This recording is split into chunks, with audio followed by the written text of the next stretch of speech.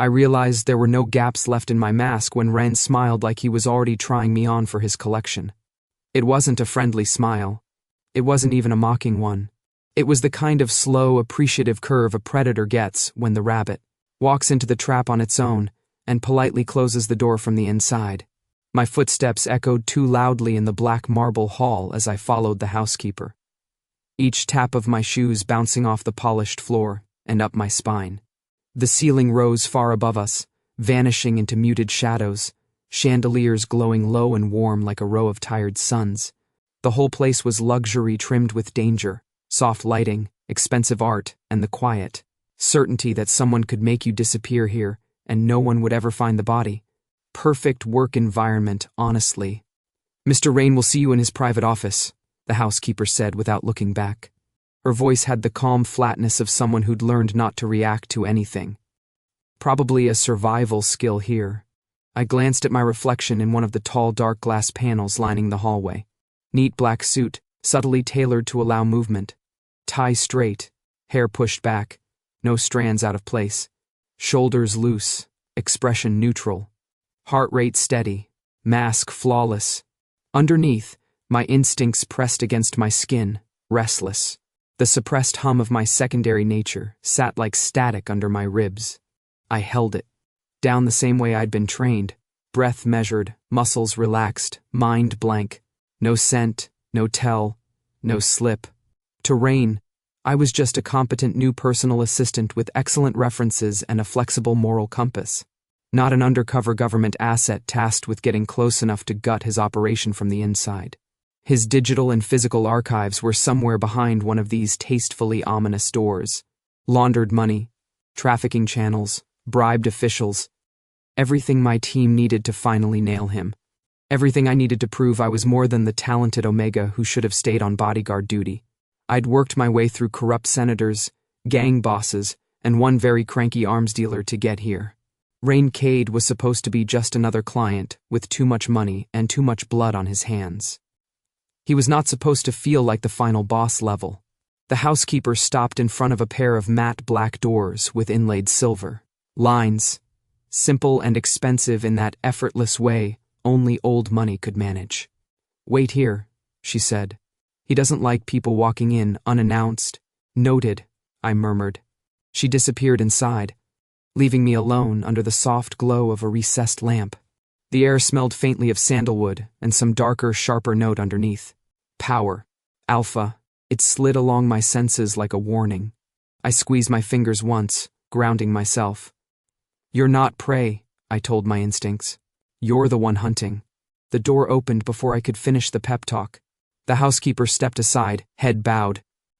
"You may go in now, Mr. Aiden." "Right. Showtime." I crossed the threshold, automatically scanning windows behind the desk. Heavy curtains half drawn, 2 doors on the left wall probably. 1 closet, 1 private corridor, low bookcases, a couch near the corner, no obvious cameras. But that never meant there weren't any. And in the middle of it all, like he'd been waiting specifically for my entrance, sat Reyn. He didn't get up immediately. He was reclined slightly in his chair, one elbow on the armrest, long fingers resting near his mouth as if he'd been thinking about something complicated and decided to take a short break to evaluate me instead. Tall, broad-shouldered, the kind of fit that came from actual use, not just a good trainer and vanity. Dark hair, not too long, pushed back with a few deliberate strands left to fall just slightly.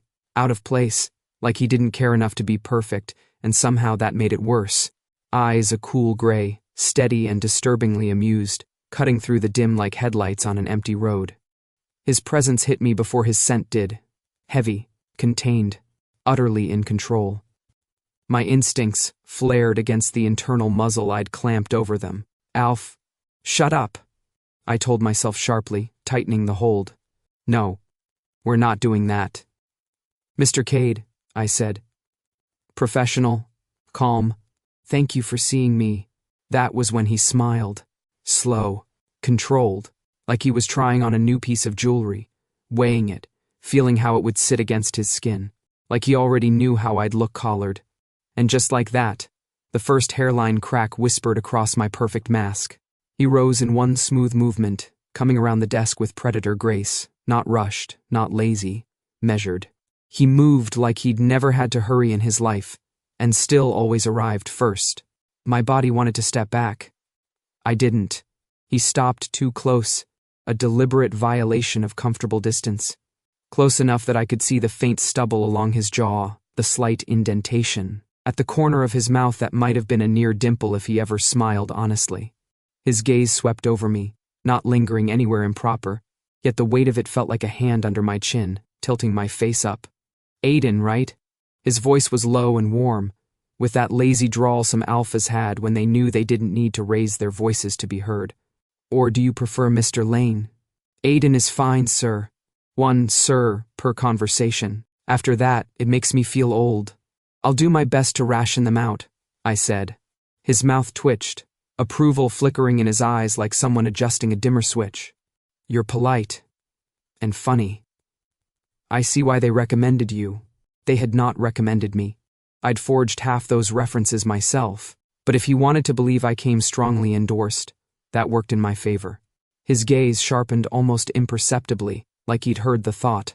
Instinct prickled at the back of my neck. Then he inhaled.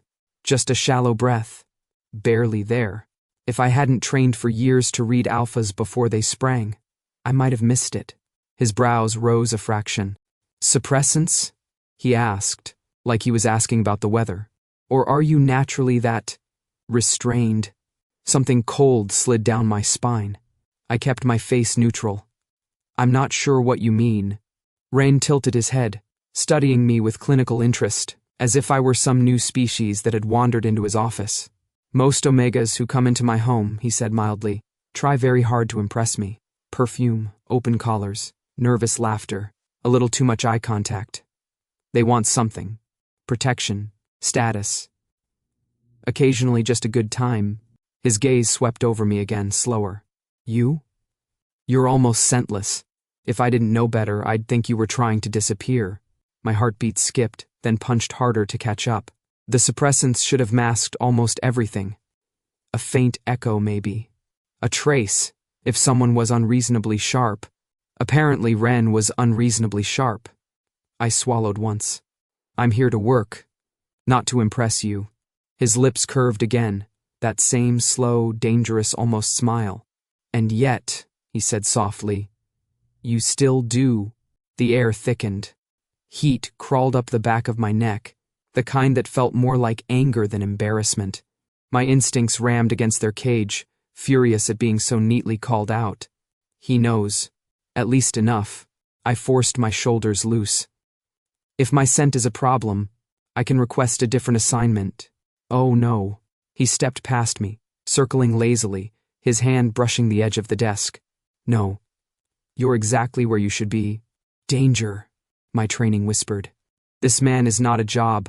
He's a situation. Your duties, he continued, as if he hadn't just peeled back a layer of my cover with one sentence. Will be straightforward. You'll manage my schedule, filter information, and make sure people who shouldn't have access don't get it. His eyes flicked to mine at that last part, a spark of irony. And occasionally you'll remind me I'm human by bringing coffee at indecent hours. I could do that. I'd done worse. Understood. I let my gaze drift around the office, mentally mapping it. The walls were lined with shelves of books and innocuous decorative pieces. Too neat, too staged. The real secrets wouldn't be out in the open. Where will I be working from? Here, mostly. He gestured toward a sleek desk against the side wall, positioned with a clear view of his own. I like to keep important things close. I wondered if he meant files or people. As if hearing it, he added, it makes them harder to steal. I gave him a thin smile. Good thing I'm not a thief, then. His gaze lingered on my face. Good thing. A knock sounded at the door. Reyn didn't look away from me. Come in. The man who entered was taller than me, shorter than Reyn, dressed in dark clothes that weren't quite a suit and not quite casual. His hair was cropped close, his expression flat in that way that meant he didn't need emotions to be effective. Beta. The energy coming off him was steady and lethal, no dominance hum, just the quiet. Sense that if something needed doing, he'd already done it 20 minutes ago. "Boss," he said, giving Reyn a short nod. His eyes flicked to me, sharp and assessing. "This, the new hire?" "This is Aiden," Reyn gestured between us. "Aiden, this is Vale." My right hand, Vale's gaze skimmed me like a scanner, noting everything. He didn't offer his hand. He just inclined his head once. "Welcome," he said. "I remember all faces. So try not to cause trouble, I'll have to clean up." I smiled politely. "Noted." I try to keep my messes self-contained. For a split second, something like amusement flickered in his eyes. Then his face smoothed out again. "Paperwork is ready," Vale said to Reyn. "Security tags, access levels, usual forms." "Good." Reyn moved toward the door, and for a heartbeat I thought that was it. I'd passed some hazy first test and could finally breathe. He stopped with one hand on the doorframe, half turned back to me. The light from the hallway caught along his profile, turning him into a silhouette of sharp lines and intent. He dragged his knuckles once along the edge of the door, casual and deliberate, eyes fixed on mine. "I don't like losing talented hunters," he said quietly. "Make sure you stay on my side, Aiden." Something inside me snapped like a wire pulled too tight. Hunters, not assistants, not staff. He was telling me, in that lazy, patient voice, that he knew exactly what I was. My instincts surged up in a hot electric wave, slamming against the suppressants, against my discipline. For a single dizzy second, the air between us pulsed, something in his scent catching. Mine, answering, not with dominance, not with ownership, but with recognition. Resonance. I stood very still, my palms slightly damp, breathing calm and even by sheer force of habit. He smiled that same slow, collecting smile. In that moment I understood. I wasn't just exposed. I'd been chosen. By the time I hit the training hall, my nerves felt like live wires under my skin. The rest of the house was all polished stone and soft light. This room was the opposite, a wide, rectangular space sunk half a level below ground, with high ceilings and exposed beams. The floor was divided into sections, one corner covered in pale tatami, another laid with compacted sand, racks of weapons lining the walls, blunt training blades, staffs, practice guns. No mirrors, no music, just the steady hum of the air system and the quiet, honest smell of sweat and effort. I liked it immediately. It was the first place in the house that didn't feel like it was lying to me. I toed off my shoes at the edge of the mats and stepped onto the cool surface, rolling my shoulders. The tension from my first day had settled into a hard knot between my shoulder blades and at the base of my skull. Reyn's voice, Reyn's eyes, that lazy "I don't like losing talented hunters," kept replaying in my head like a song I hated but couldn't stop humming. Move. Breathe. Reset. I went through my warm-up automatically. Neck stretches, shoulder rolls, hip openers. My muscles loosened with familiar complaint, the stiffness giving way to a clean ache. My mind followed, unclenching one thought at a time. For a while, there was nothing but movement. Steps and pivots, weight shifts, the whisper of fabric as I pushed through drills I'd done 1,000 times before. Punches, blocks, low kicks, balance exercises. My breathing smoothed out, even and controlled. I let the world shrink to the sound of my own heartbeat and the give of the mat beneath my feet. It was almost enough to make me forget where I was. Almost enough to make me forget whose house I was in. Almost enough that when the faintest change in the air brushed the back of my neck, a shift in pressure, a new scent threading through the neutral cool, I was half a beat too slow to pretend I hadn't noticed. Alpha. Of course. My next step landed just a fraction off center. Annoyed, I reset my stance and threw a sharp combination across the invisible opponent in front of me. My pulse ticked up, my skin prickling. Suppressants or not, my body knew what kind of presence had just walked in. I didn't look toward the door. He wants a reaction. You don't give it. I drove my heel into an imaginary knee, pivoted and flowed into another series, forcing every move to stay sharp, clean, unaffected. My chest felt too tight anyway. You're setting your back foot too wide. The voice rolled across the room, lazy and precise, like a cat pointing out you dropped something. I stopped mid-combination, exhaled through my nose, and turned my head just enough to see him. Reyn stood near the entrance, one shoulder against the wall, arms crossed. He ditched the suit jacket for a black long-sleeve shirt that clung in all the right ways, dark trousers, bare feet on the sand just off the mats. His hair was slightly mussed, like he'd run a hand through it absently, or like he'd just come from doing something that required effort. Too wide, he repeated, nodding at my stance. You're giving away your balance before you even throw. I didn't ask for a coach, I said. He smiled, small and infuriating. I noticed. You still have one. I straightened, rolling my shoulders, and deliberately adjusted my feet without looking down. Must be exhausting, having opinions about everything. You'd be surprised. He pushed off the wall, strolling closer with that same unhurried, lethal grace. Half the time I don't need to talk. People tell on themselves. He stopped at the edge of the mat, just outside my space, eyes roaming over my posture, the faint sheen of sweat on my neck, the rise and fall of my chest. My skin felt suddenly too hot, like someone had turned up the thermostat just under my bones. Show me the combination again, he said. I'm off the clock, I countered. Consider this professional development. His mouth tugged at one corner. You want to survive in my house, my enemies, my world? You don't get to be sloppy. Show me. An alpha demanding obedience would have hit every wrong nerve I had. This wasn't that. This was worse. He was offering it as help, like we'd both agreed we were in the same game, and he was giving me a tip on how not to die. I breathed out slowly and dropped back into stance. Fine. I moved through the combination again. Step, jab, cross, pivot, low kick, reset. Focus on mechanics. Ignore the audience. Better, he said. Now again. This time don't lean forward on the first strike. Your center stays with you, not with your opponent. Do you critique all your employees' footwork? I asked. Or just the ones who don't come perfumed and giggling? For a heartbeat, his eyes flashed with something like amusement. He walked onto the mat, closing the last of the distance between us. My muscles twitched, instincts surging in protest and something else. I only correct the ones I plan on keeping, he said. Turn. I did. Slower than I had any reason to. He moved around me, watching my stance from every angle like he was inspecting a new weapon. My pulse drummed under my skin. The heel of your back foot, he murmured. If someone sweeps low, you'll go down hard. Again, I went through the motions because refusing now would be more revealing than obeying.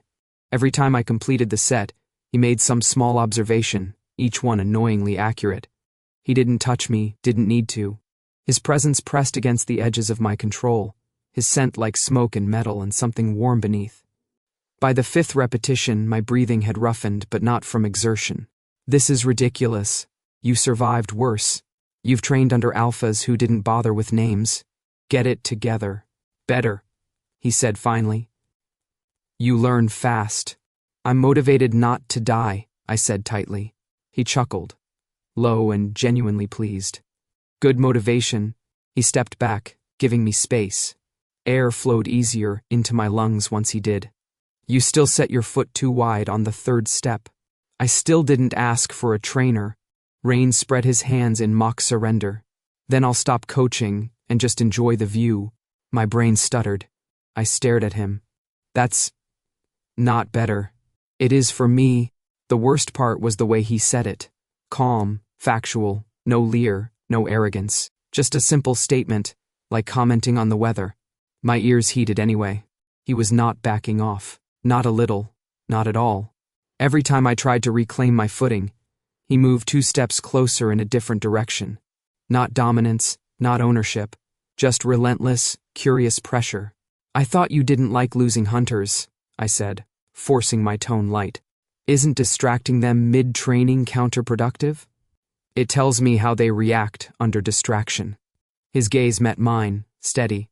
And whether they've learned the rules yet. What rules? His lips curved. You'll figure them out. Great. Cryptic, alpha Sudoku. Exactly what I needed. Finish your training, he said, stepping off the mat. You're on office duty in an hour.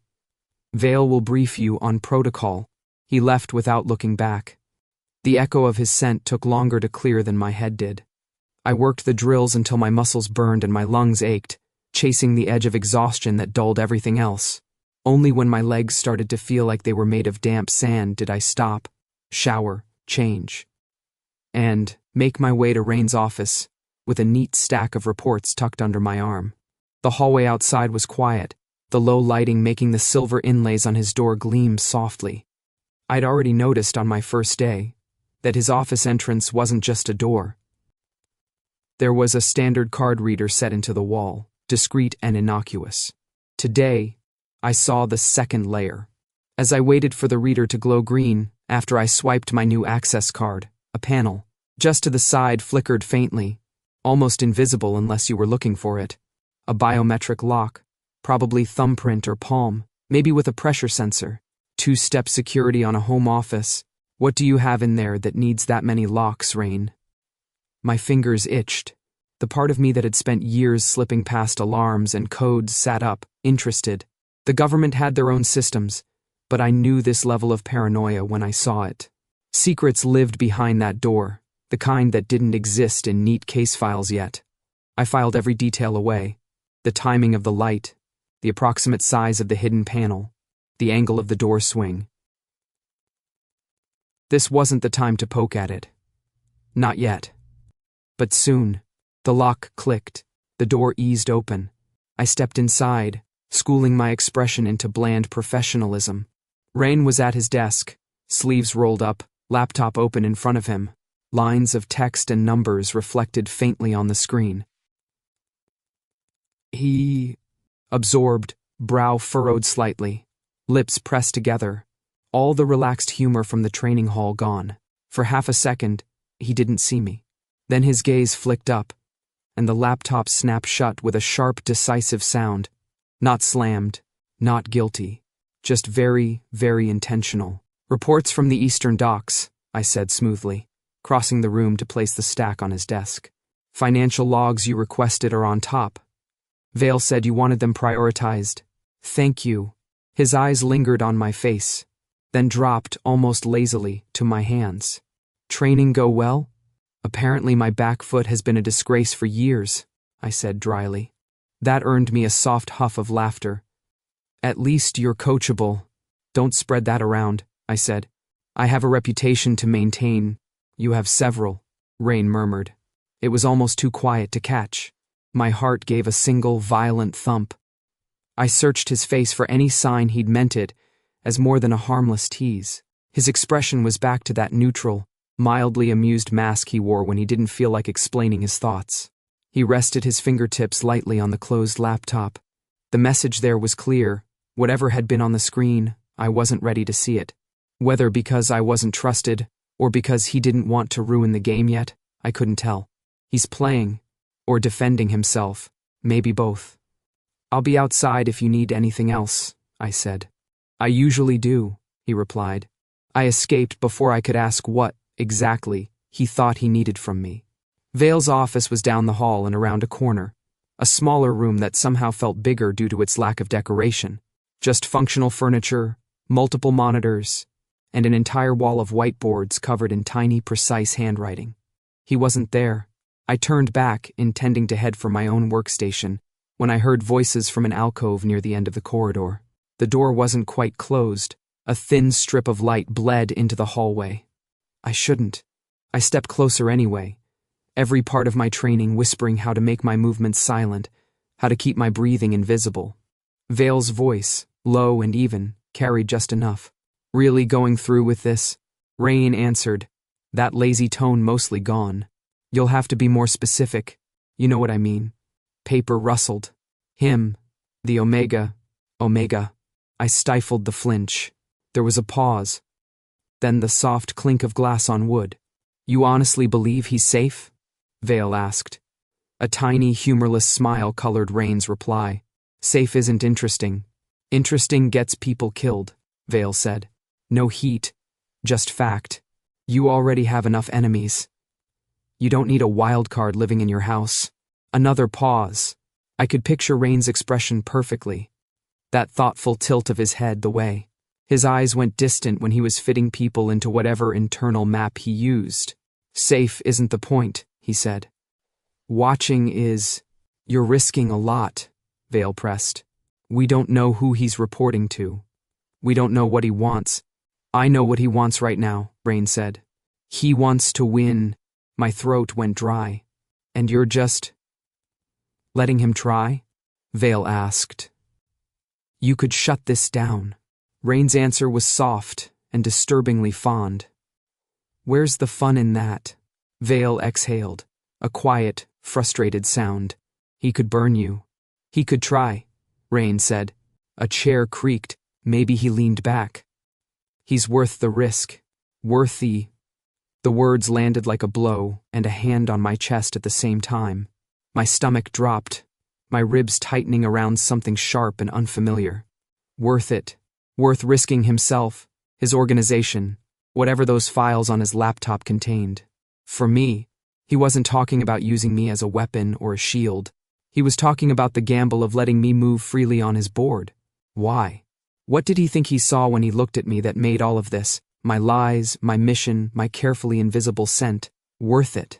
I backed away from the door, each step measured, quiet.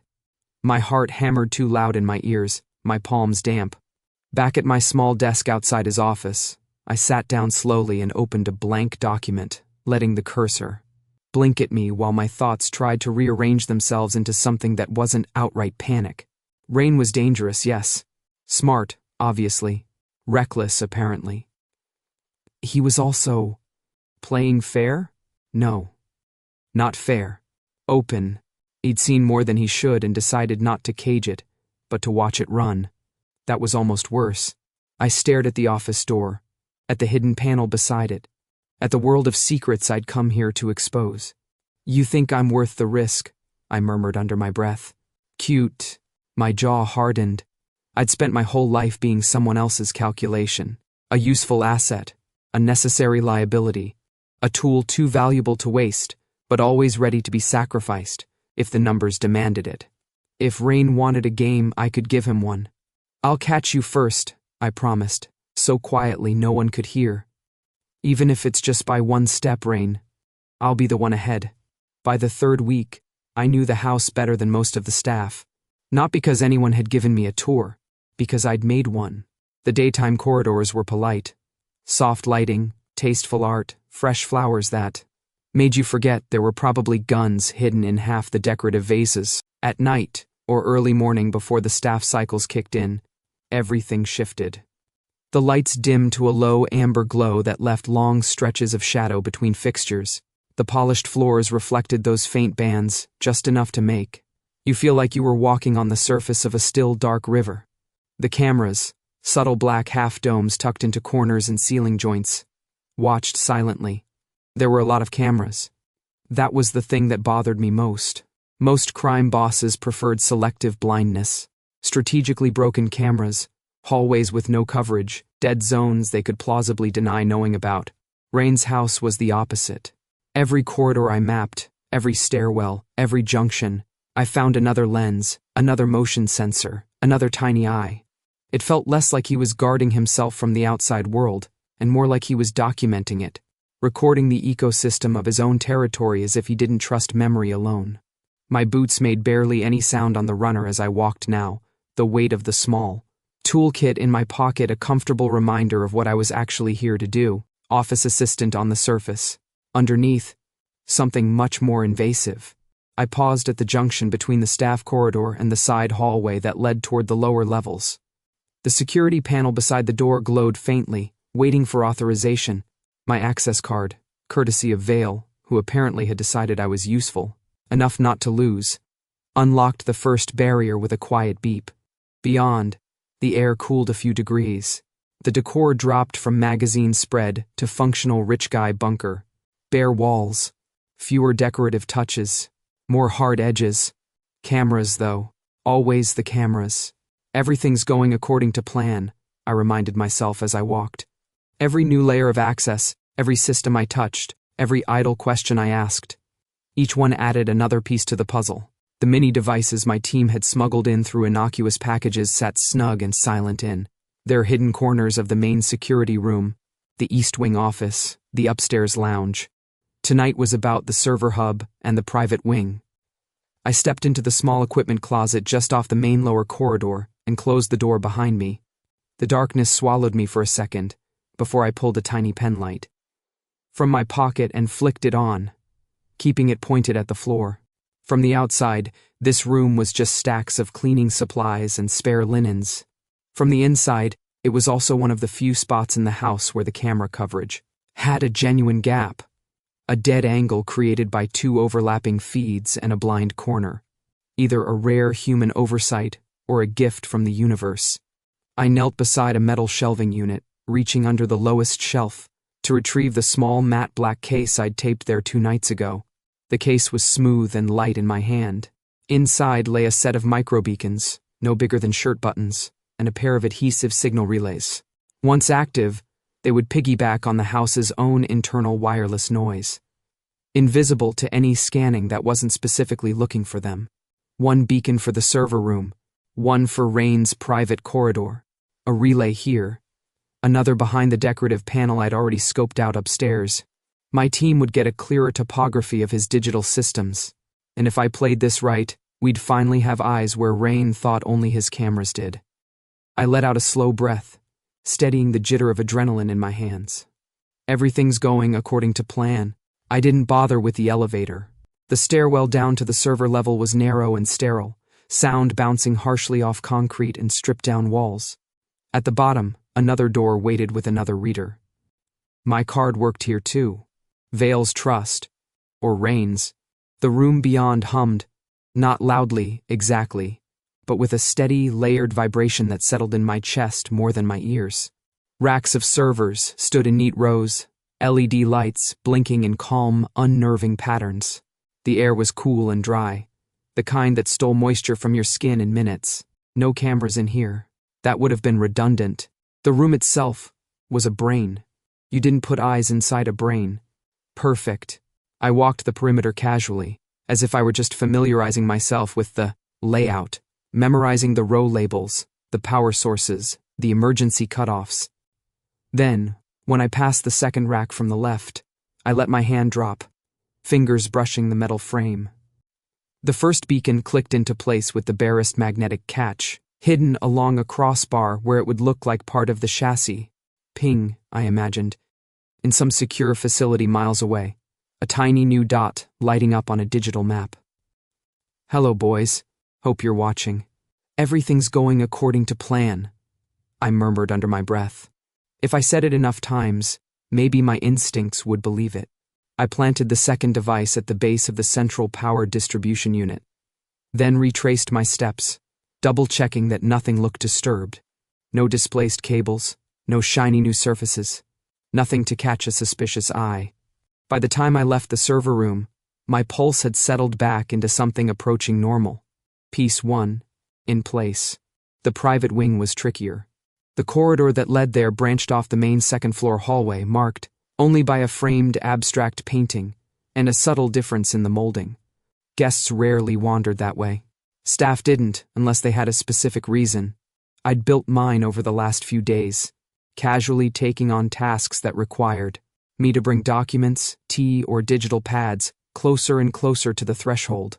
Today, I had an encrypted tablet under my arm, allegedly containing updated contracts that needed Reyn's personal review.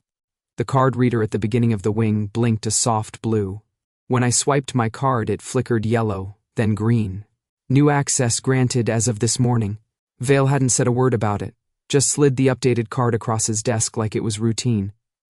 The hallway beyond was narrower, but richer, darker wood, a runner rug that muffled footsteps, doors evenly spaced along one side, each one a slightly different style, one with frosted glass panels, one heavy and solid, one with an old-fashioned handle instead of the sleek modern ones in the guest areas.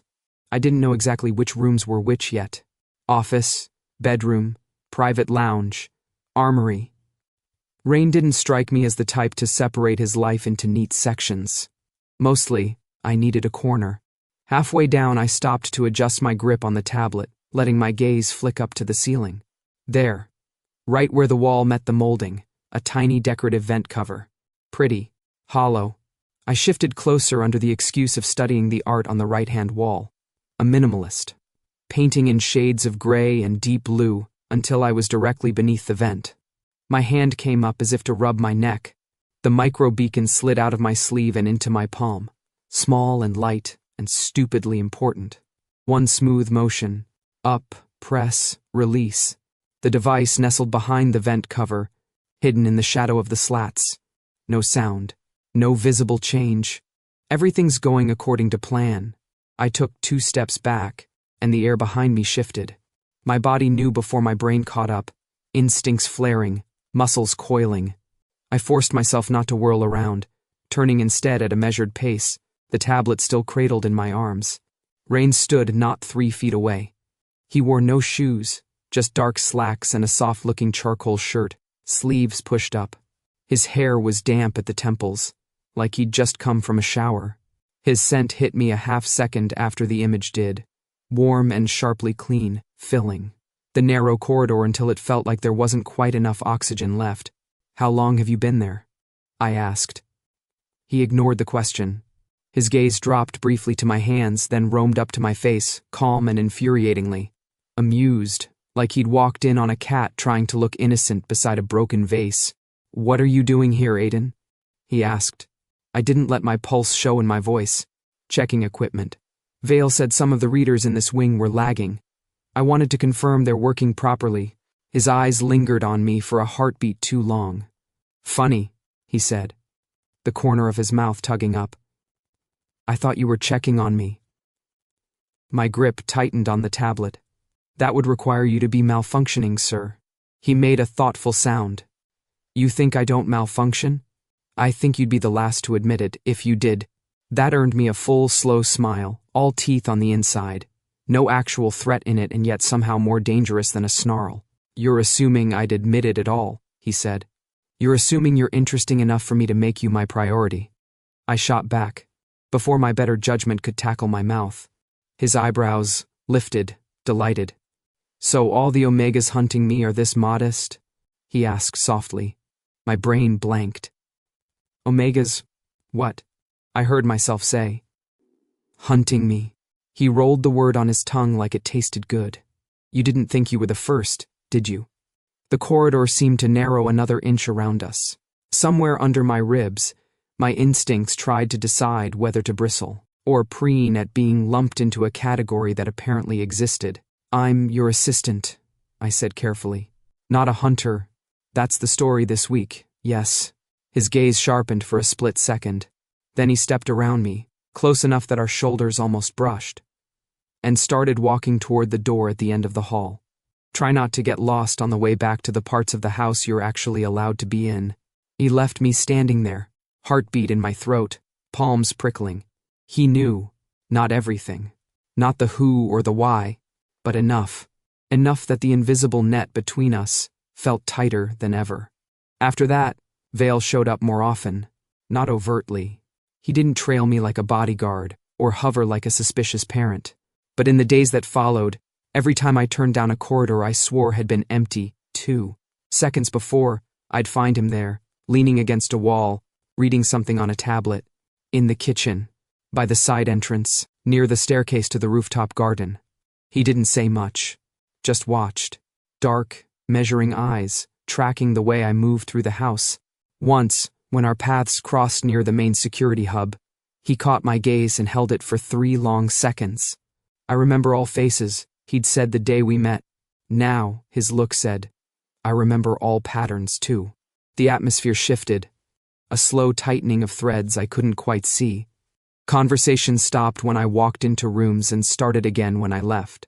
Staff who'd been cautiously friendly grew more careful. Even the air felt charged, like the whole house was holding its breath. One night, on my way back from the office with an armful of documents, I heard voices ahead and slowed automatically. The door to Reyn's office was slightly ajar, a wedge of warm light spilling into the hall. Vale's voice floated out, low and tense. This is a bad idea. It's my favorite kind, Reyn answered, amused. You're playing with fire. I've done worse. You're assuming you won't get burned this time. A soft clink of glass. I could picture him, lounging in his chair, fingers loose around a drink he barely tasted.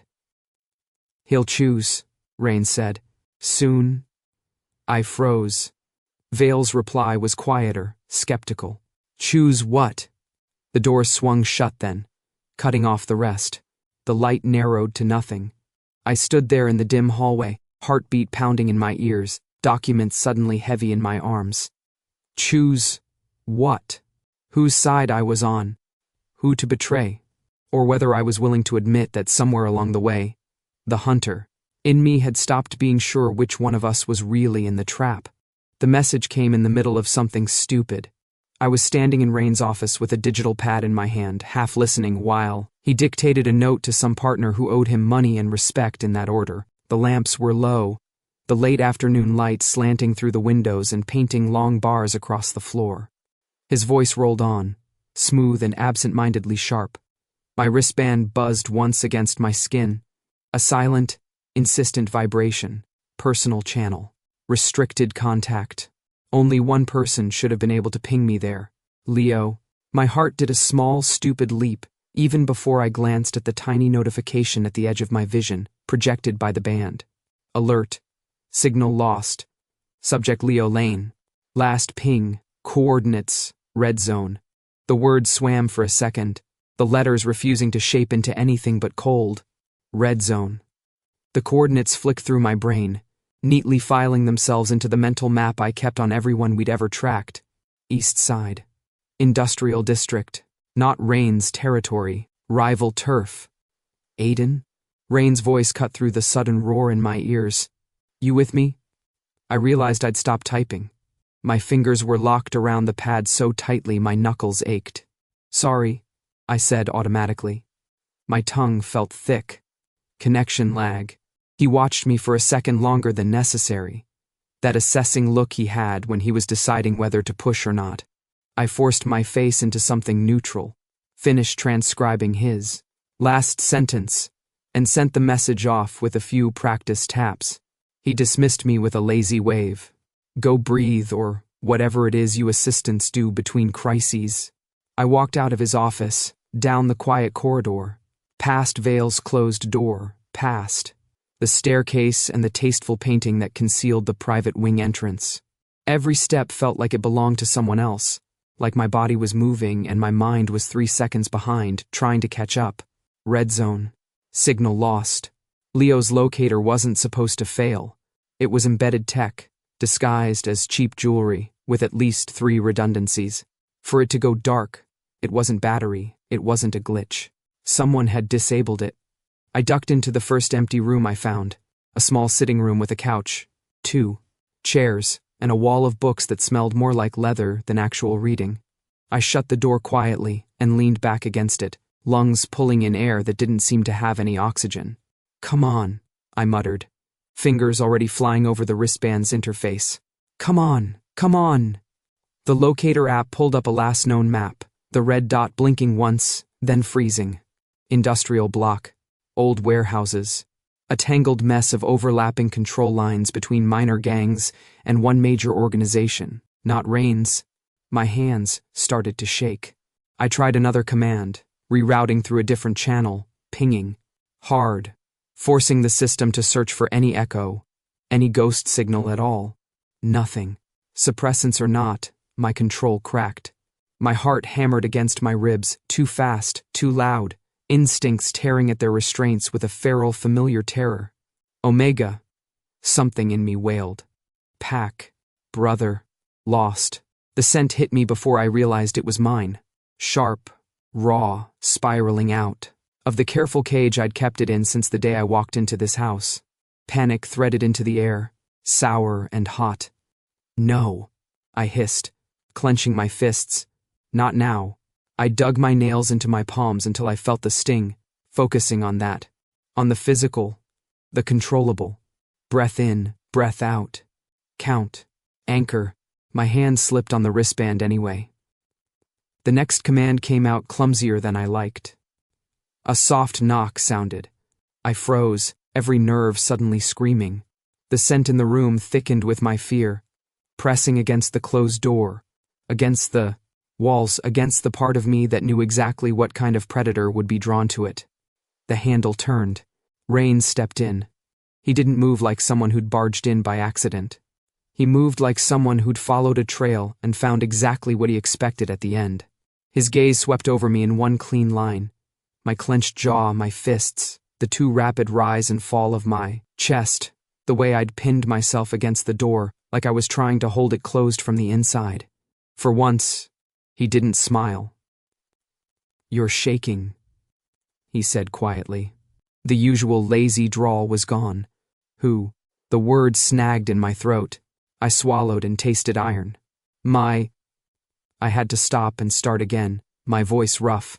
"My brother. Leo. He's gone." A beat of silence. The room seemed to narrow.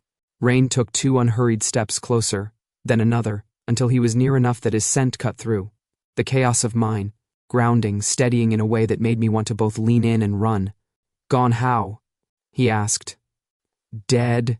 No." The denial shot out too fast, too desperate. "No." His signal, it dropped. Last ping was in the industrial district, east side. Red zone. His eyes sharpened at that. "Who took him?" "I don't know." The helplessness in the admission scraped my throat raw. "He had a locator. He knows basic protocols. He's not stupid. He wouldn't just wander there alone. My voice cracked, the words fracturing. "It just went dead."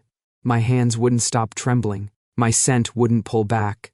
Every instinct I owned was screaming to move, to go, to tear out of this house, and rip apart every warehouse in that district, until I found a trace of him. Reyn watched me like he was cataloging every reaction, every flinch, every ragged breath. Then, to my surprise, he stepped back half a pace, giving me room. Not backing away, just easing the pressure. "Aiden," he said. And the sound of my name in that particular tone made something inside me jolt. "Look at me." I forced my gaze up from the useless map on my wristband to his face. No amusement, no predator's smile, just cool, intent focus. "Tell me honestly," he said, voice steady. "Everything you know." "I'll help." My instincts snarled a warning. Honesty and Reyn in the same sentence were a bad combination. My mission screamed in the background, reminding me of non-disclosure clauses and handler, briefings, and the long list of things I was not supposed to share with people like him. My brother's name sat in my throat like a stone. Leo, with his 2 bright eyes and too big hoodie, complaining about how boring school was compared to my stories. Leo, who texted me 3 days ago a picture of a stray dog he'd found, complete with heart emojis and a caption that just said he's us. Part of the truth, I told myself. You can give him part. He's 18, I said, words slow but coming now. His name is Leo. Leo Lane. He lives off-grid most of the time, but I keep a locate-only chip on him through a system I can't access directly from here, not without alerting my team in a way that would set off a different kind of alarm. His last signal was on rival territory. Then it cut. The chip doesn't just cut. Reyn's jaw tightened just enough for me to notice. He glanced toward the window, like he could see the city through the heavy drapes, then back at me. You're right, he said. It doesn't. He held out a hand. Come on. Where? My voice sounded distant to my own ears. My office. His gaze flicked down my body once, brief and assessing. Somewhere you can sit before you fall over. I'm not. Argue later, he said, almost gently. Move now.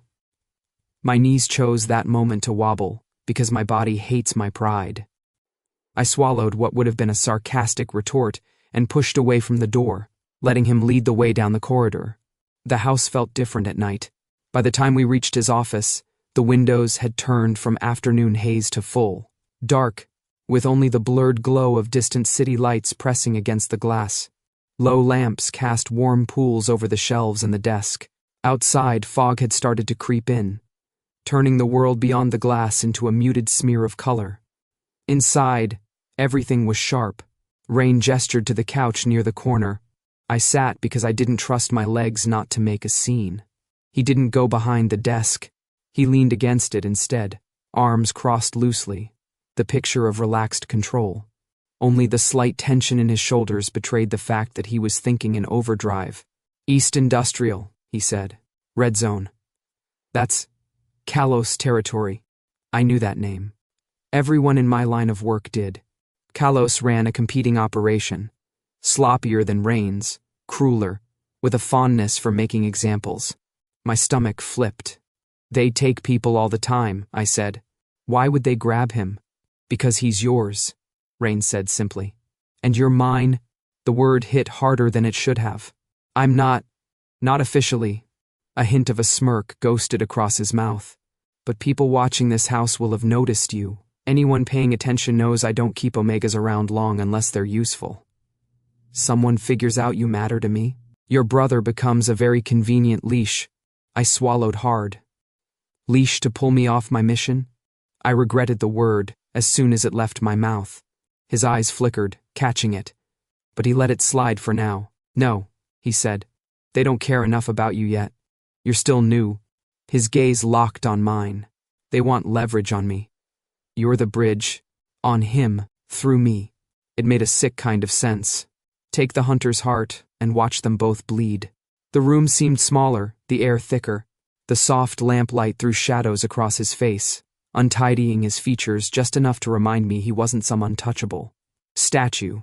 He was a man made of bone and muscle and habits, all arranged into something terrifyingly effective. This is a trap, Vale's voice said from the doorway. I hadn't heard him come in. Of course.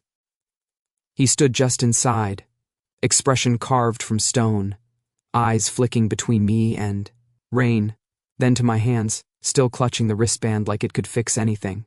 Of course it's a trap, Reyn said mildly. Everything involving him is a trap. Then say no, Vale snapped, more emotion in his voice than I'd heard in weeks. Let Kalos keep the bait. We reinforce defense, No. Reyn's tone didn't rise, but it had that edge now, the one that made people stop talking. Kalos made a mistake. They touched what's mine. I don't let that stand. The word mine did unfortunate things to my breathing. He's not. Vale started. I know what he is and isn't, Reyn cut in. It doesn't change the fact that Kalos grabbed an innocent kid to get my attention. They have it. Now we respond. Vale looked like he wanted to argue more, then saw something in Reyn's face and thought better of it. He exhaled sharply. This is still going to blow back on us, he said. On all of us. Reyn's gaze slid back to me. Whatever softness had been there earlier was gone, replaced by something harder, more dangerous, and somehow still not aimed at me. I'll take it, he said. Get the car ready. Vale held my gaze for a fraction of a second as he left. There was no sympathy there. But there also wasn't accusation, just a calculation that now included me in the cost. The door shut behind him. The room went very quiet. Reyn pushed off the desk and stepped closer, stopping in front of me. Not looming exactly, but close enough that I had to tilt my head back to meet his eyes. I'll find your brother, he said. There was no theatrics in it, no flourish, just that simple, terrifying confidence that came from years of making impossible things happen and walking away. But, he added, and now his voice sharpened, from this moment on, you don't lie to me, not about things that touch my house, my territory, or the people I decide to protect. Not one word. My throat worked. My mission flickered, a distant star on a horizon that suddenly felt very far away. My handlers, my protocols, the neat line I'd drawn between professional and personal, it all shook, just a little, under the weight of Leo's name. This wasn't about case files anymore. This wasn't about taking down a crime lord to make the world marginally less rotten. This was my brother. I swallowed, hard, and nodded. Okay, I said, voice barely above a whisper. No lies. Not about this. His gaze held mine for a long, searching beat, as if he was making sure he'd heard exactly what I meant and what I didn't. Then he nodded once, satisfied. Good, he said. Then let's go steal your brother back. The city at night looked like it was pretending to be calm. From the back seat of Reyn's car, the skyline was a jagged line of light. Against the dark, glass and steel rising out of the fog like teeth. Street lamps smeared into thin streaks as we took corners faster than the law technically allowed. The engine purred, smooth and expensive. My heart did not match the engine's mood. It rattled against my ribs, beating in a rhythm that tasted like copper and fear. The locator map hovered ghost-like over my wrist. That last red ping burned into my memory. East Industrial. Red Zone. No updates. I kept checking anyway, like the universe might change its mind if I stared hard enough. Breathe, Vale said from the passenger seat without looking back. You're loud. Your concern is touching, I muttered. Reyn drove. Of course he drove. No chauffeur tonight. No barrier between him and whatever waited at the end of this road. His hands were relaxed on the wheel, posture loose, eyes on the empty stretch of highway ahead. If you glanced into the car, you'd think he was out for a nice midnight spin, maybe headed to a very exclusive poker game. His scent, though, controlled as always, had the faintest edge of sharpened intent. Steel under silk. The car shot past an interchange, streetlights flashing strobe bright across his profile. My own scent tangled in the air, jagged with panic, impossible to hide. You stopped hiding it, Reyn said after a while, conversational, as if we were discussing my tie choice. Your scent. I'll get right on that, I said tightly. As soon as I'm done being terrified my brother's dead. Out of the corner of my eye, I saw his mouth curve. Fair, he said simply. Something in my chest untwisted a fraction. Just enough for me to breathe without feeling like I was inhaling glass. We left the main roads behind for narrower, rougher streets. The street lamps thinned. Buildings shifted from sleek glass boxes to older brick and concrete, tagged with graffiti and despair. The air changed too. Less filtered, more real. Oil, damp, rust, distant rot. The kind of neighborhood the city pretended not to see. Any word from your system? Reyn asked. No, I said. It's not meant to broadcast that far without a ping. Last signal's all we've got. He hummed. We'll have to rely on more primitive methods than… Like what? I asked. Reading tea leaves, asking nicely. Like asking the right people the wrong questions, he corrected. Kalos doesn't operate in a vacuum. He has runners, lookouts, people who think they're invisible. Vale nodded. We start with the perimeter. We'll know if they're expecting company. If they are, I asked. Then we don't disappoint them, Reyn said. The car turned down a side street and rolled to a stop in the shadow of an old warehouse. Reyn killed the headlights. For a moment, the world was just darkness and the ticking of cooling engine metal. He twisted in his seat to look at me fully. You stay between me and Vale until we have eyes on your brother, he said. Don't play the hero, don't run off. If they want a reaction, we don't give them the one they expect.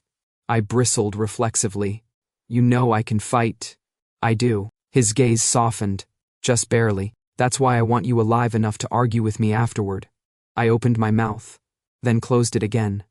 The instinct to protest banged on the inside of my ribs, but Leo's face shoved past it. Leo, who trusted me to make the right call. Leo, who didn't need me to be a hero. He needed me to be smart. Fine, I said. No solo acts. Until we have him… Reyn's mouth twitched. We'll renegotiate your bad decisions later. We got out. The wind cut through my clothes, damp and carrying the smell of the river. The warehouse district stretched ahead, a series of hulking concrete and metal shapes against the dark. Broken windows stared down like blind eyes. Somewhere in the distance a train horn wailed, long and low. South entrance will have the most cover, Vale murmured. He moved ahead, a shadow separating from shadows. Cameras on the east wall. Motion sensors near the loading bay. Reyn didn't ask how he knew. Neither did I. As we approached the rusted chain-link fence, I caught movement, small, fast, on the corner of my vision. A shape slinking back into an alley. Too smooth to be drunk, and too steady to be scared. Look out, I whispered. Reyn's gaze tracked the retreating figure for half a second. One of Kalos's. He'll have radioed in already. So, they're expecting us, I said. Reyn smiled, sharp and content. Good. I hate surprising people who don't deserve the courtesy. We slipped through a gap in the fence, our footsteps swallowed by the gravel. My heart pounded so loud my ears rang, but my body knew what to do. Adrenaline burned away some of the panic, leaving behind a cold, clean focus. We reached a side door, a rusted metal slab, paint peeling in strips. Vale knelt, fingers ghosting over the lock, then the frame. Wired, he murmured. They upgraded since last time. Can you bypass it? Reyn asked. Vale snorted softly. You're insulting. 10 seconds later, the door eased open with a soft click. No alarm screamed. Yet, inside, the air was colder. Dust motes floated in the beams of light from our small covered flashlights. The concrete floor was stained with old oil and something darker. Rows of pillars broke up the space, leading toward a makeshift interior structure of plywood and metal sheeting. Someone had built rooms inside the shell of the warehouse. Voices drifted from inside that patchwork building. Laughter. The clink of bottles. Boots on metal. Vale signaled silently. 3 in the outer room, more deeper in. He moved like water, flowing from cover to cover, eyes always ahead. Reyn followed at a distance that let him intervene but never crowded. I stayed between them like he'd said, every sense straining. Leo. Find Leo. We reached a broken window in the plywood wall and peered in. 3 men lounged around a table, weapons in easy reach, attention more on their cards than their surroundings. A single bare bulb swung above them, making their shadows sway on the walls. A metal door opposite them was blocked by a heavy bar. Behind that door was either nothing or everything. Reyn's fingers tapped a thoughtful rhythm on his thigh. I knew that look now, that measuring, patient, predatory focus. He glanced at me. You wanted to stop hiding, he murmured. Congratulations. You're about to be very noticed. Before I could ask what he meant, he stepped into the doorway. No dramatic entrance, no shouted threats. He just walked in like he owned the place and everyone in it. For a second, it worked. The men at the table stared, brains catching up to what their eyes were seeing. Evening, Reyn said pleasantly. Room service. I believe you have something of mine. Reality crashed back into place. Hands flew toward guns. Chairs scraped. Someone shouted, "It's him!" Vale moved. He was a blur, crossing the distance to the first man in 2 strides, knocking, the gun hand aside and driving his elbow into the guy's throat. As he folded, Vale pivoted, slamming a boot into the second man's knee. The joint buckled with a sick crack. The third man got a shot off. Wild. High. My body reacted before my brain had time to form a plan. I lunged forward, shoving Reyn sideways, the bullet slamming into the wall where his shoulder had just been. My palm connected with the shooter's wrist, twisting, using his own momentum to send the gun skittering across the floor. My foot swept his legs. He hit the ground hard. I followed, elbow driving into his sternum, just hard enough to knock the air out of him. My heart hammered. My hands were steady. Reyn straightened, dusting off his sleeve like he'd tripped over a step instead of almost been shot. Show off, he said mildly. Shut up, I muttered, hauling the downed man's arm behind his back and pinning it. The scuffle had been loud. Too loud. The rest of Kalos's men would be moving now. As if summoned by the thought, the metal door at the back slammed open. More boots. More voices. A man stepped into the doorway, broader than the others, shaved head gleaming under the bulb. He took in the scene with a lazy sweep of his eyes, then grinned. Well, he said. The famous Reyn Cade. And his little Omega pet. I felt my lip curl. Reyn's gaze hardened. Where is the boy? The man shrugged. Safe. For now. Depends how cooperative you're feeling. He stepped fully into the room. More figures moved behind him, shadowy but armed. We were outnumbered. Walked right into it, didn't you? He went on. All we had to do was grab the kid and wait. Thought we'd snag ourselves Reyn Cade finally. But this... His gaze slid to me, and his smile widened into something uglier. This is even better. My skin crawled. Because you got to ruin a perfectly good jacket? I asked, because my mouth has no survival instinct. He laughed, loud and delighted. You really don't know, do you? Enlighten me, I said. You really think you were the one hunting him? The man asked, chin jerking toward Reyn. You think you're the first Omega they've sent in, all righteous and clever, undercover? He spat the last word with mocking precision.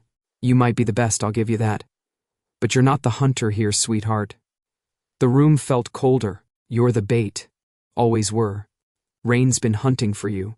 The words hung in the air, thick and poisonous. My brain rejected them on instinct. That's not... Think, he cut in. Who made sure you got this close? Who let you into his house, his office, his life?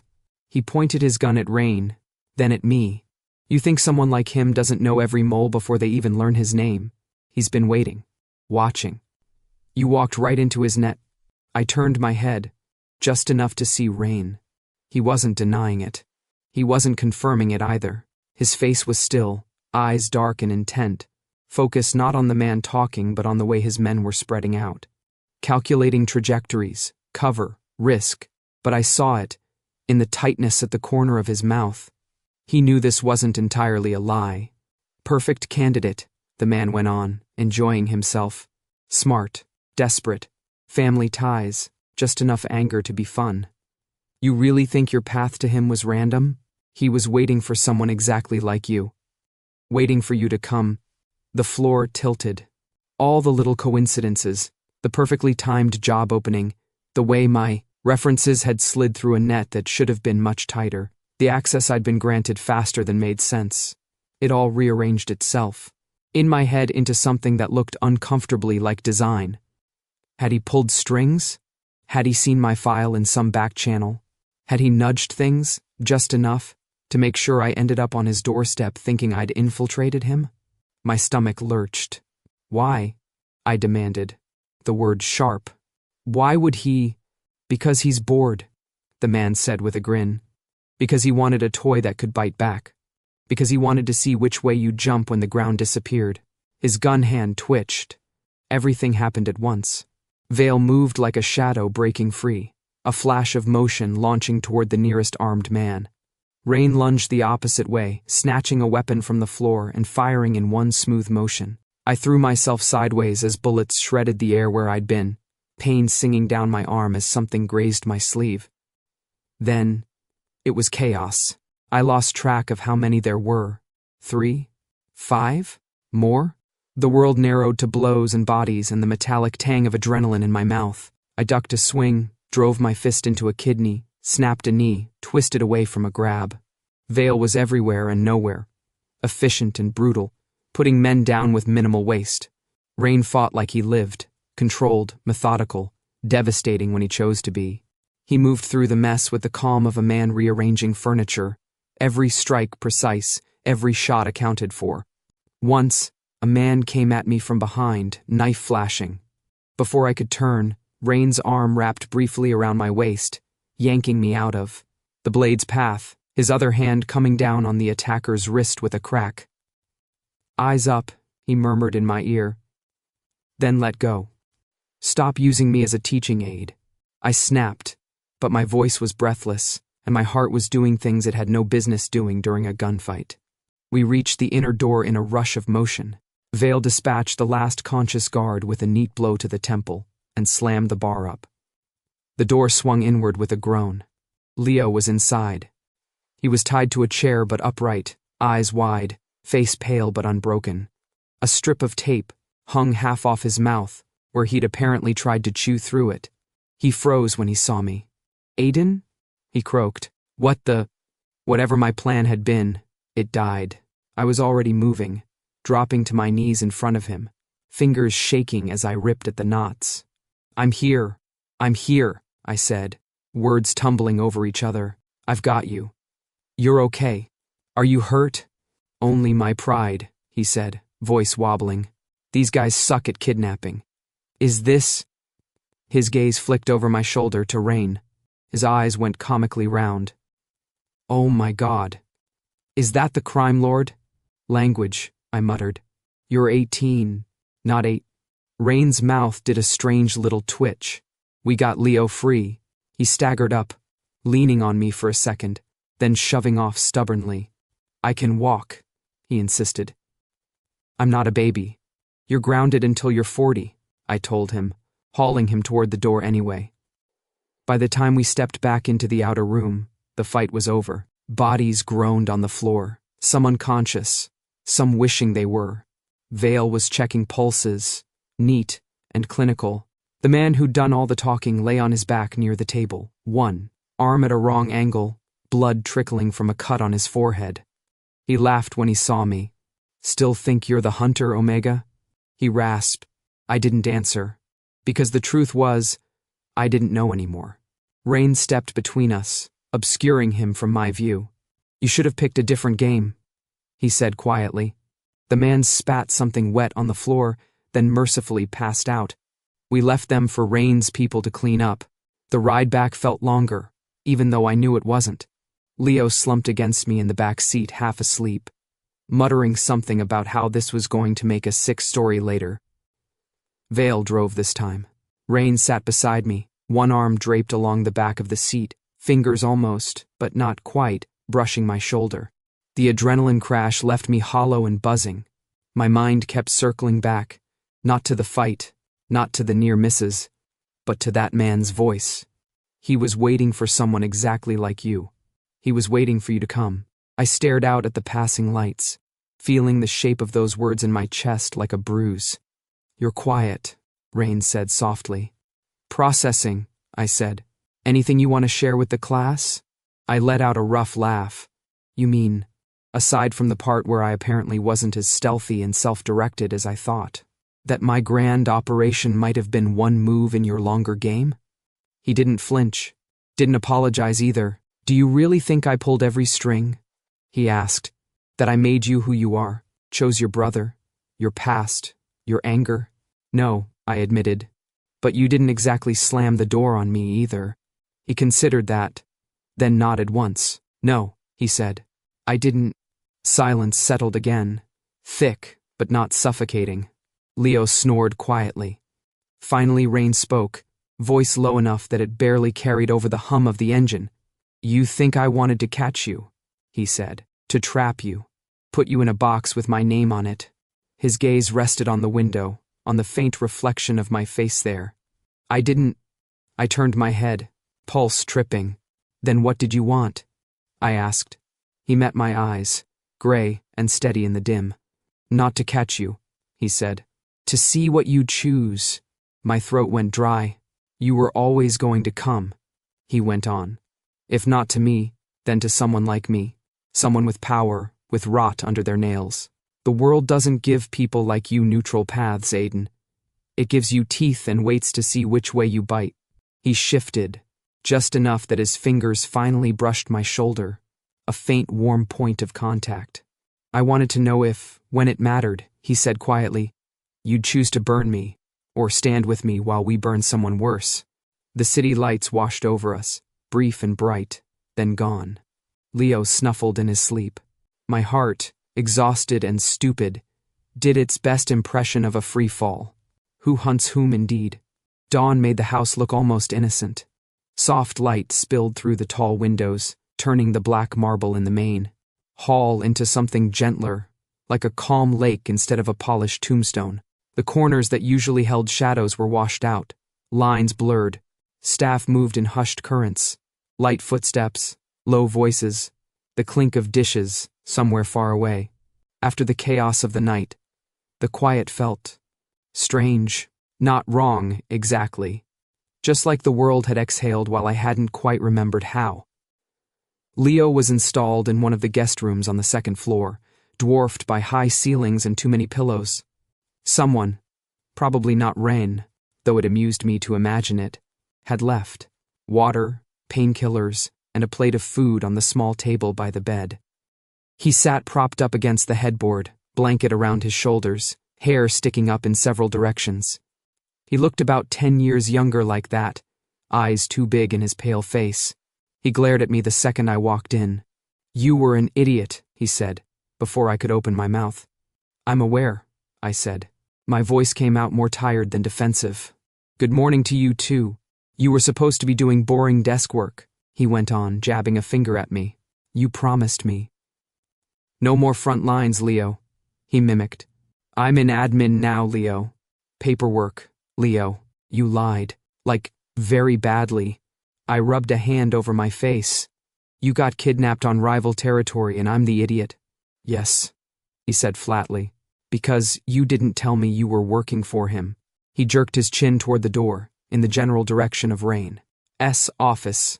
Like the mere idea of the man was a draft under the doorway. I wasn't exactly working for him, I said.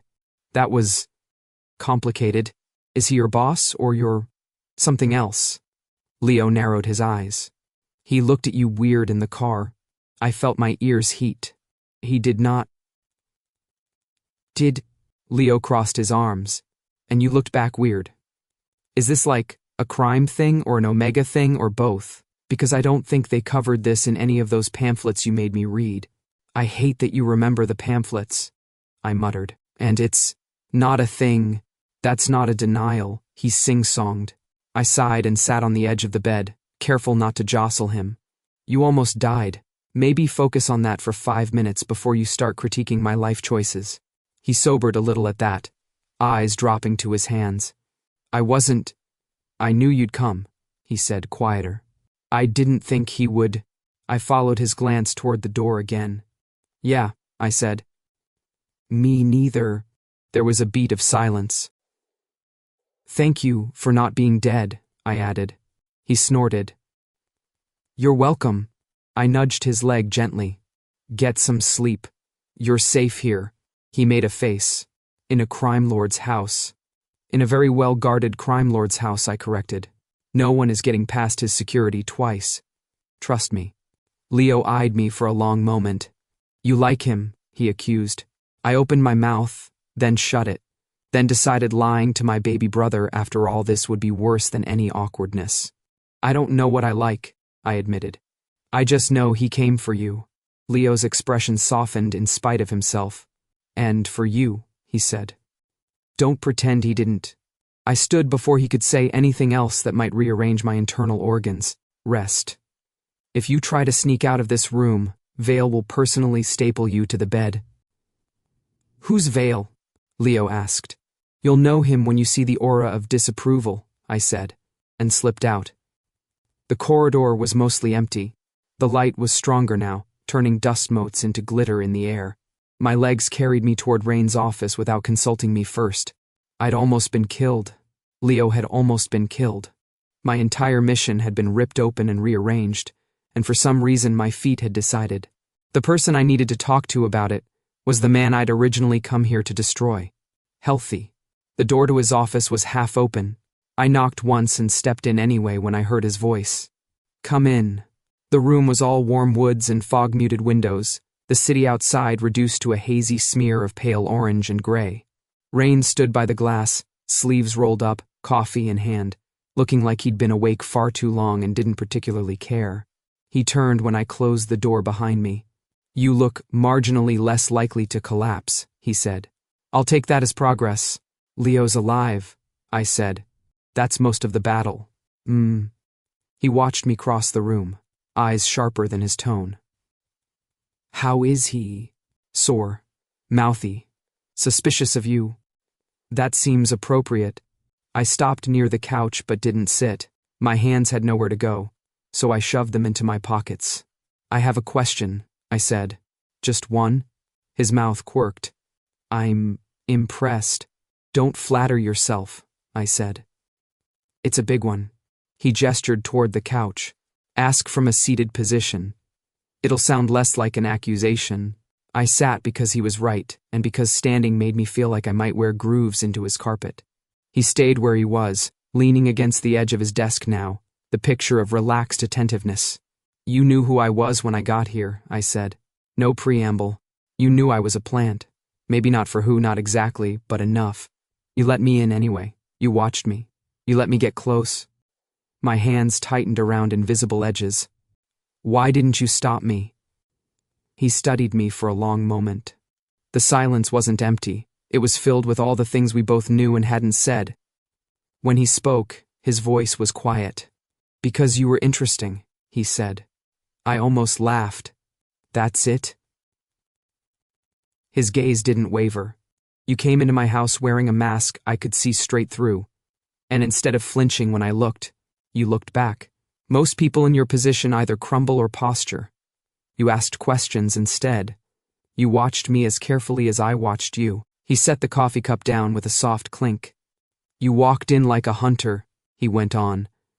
But you kept looking around, like you were trying to decide whether this was a cage or a refuge.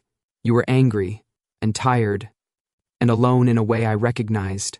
Something in my chest tightened painfully. He tilted his head, eyes intent. You didn't just come here to bring me down, Aiden, he said. You came looking for something that felt like control. Like choosing your own monster to stand in front of. I swallowed. You're saying this place is a home? I'm saying you were hunting for a place to stop running. His voice softened on the last word. You just wrapped it in professional objectives so you wouldn't have to admit it.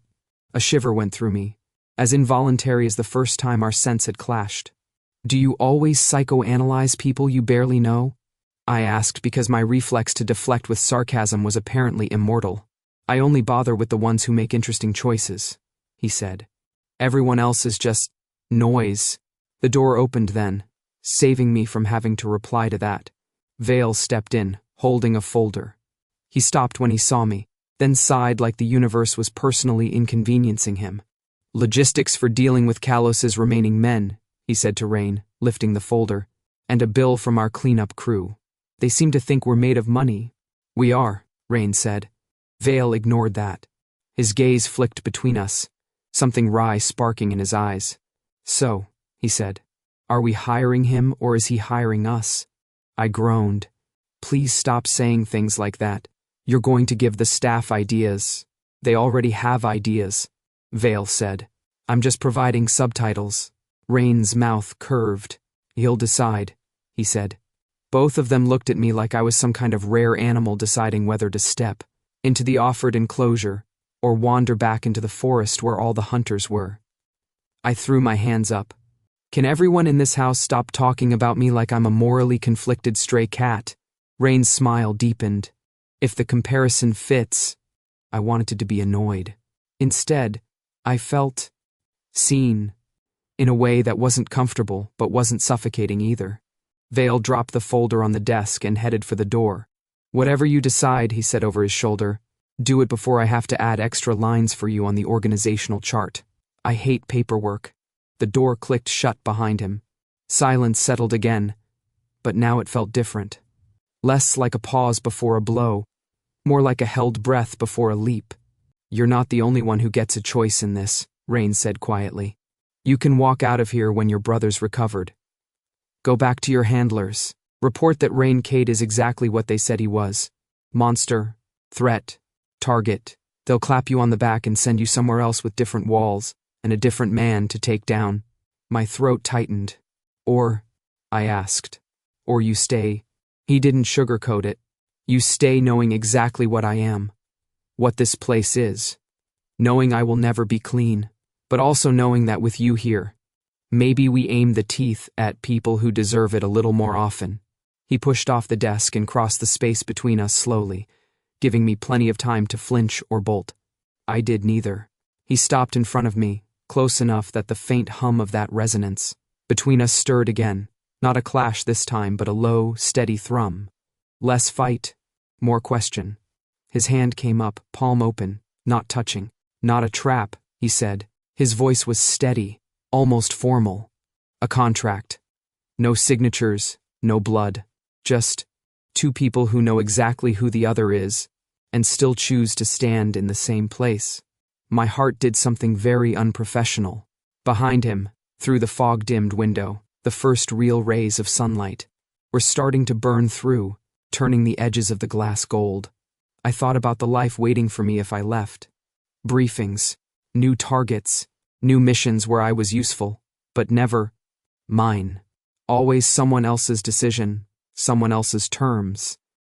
I thought about being a hunter whose whole identity was the next thing he was sent to destroy. I thought about being prey too, someone else's leverage, someone else's weakness, the boy whose worth had always been measured by how well he could serve. I didn't want either. What I wanted was this ridiculous, infuriating man who had seen through every mask I wore and still reached out. What I wanted was this house full of eyes and cameras where, for the first time, someone was watching not to control me but to see what I would do. What I wanted, terrifyingly, was to see what version of myself I became if I stopped running. I let out a slow breath I felt like I'd been holding since the day I walked into that black marble hall. I don't want to be a hunter anymore, I said. And I'm done being someone's prey. I met his eyes, letting him see all of it. Fear, anger, hope, the stupid, fragile thread of something that might one day be trust. I want to be here, I said, voice steady. With my brother safe. With you. With myself. For once. His fingers curled slightly, just enough that I understood the invitation was still there if I wanted it. I reached out and took his hand. His palm was warm, grip firm but not possessive, the contact sending that resonance between us into a new, warmer register. Not a claim, an agreement. I choose, I said, to stay. Something eased in his face, in his shoulders, like a chess player finally, watching a piece move exactly where he'd hoped, but not forced. Then stay, he said simply. Later, there would be complications, explanations, phone calls I'd have to make and lies I'd have to refuse to tell. A brother to reassure, a beta to annoy, a criminal empire to try and aim away from the innocent and toward the monsters. But in that moment, with dawn light trying to burn through the fog and Reyn's hand solid in mine, the choice felt clean. I had come here hunting a monster. Instead, I'd found a man who, for the first time in my life, wanted to see me, not own me. And for the first time, I wanted that too.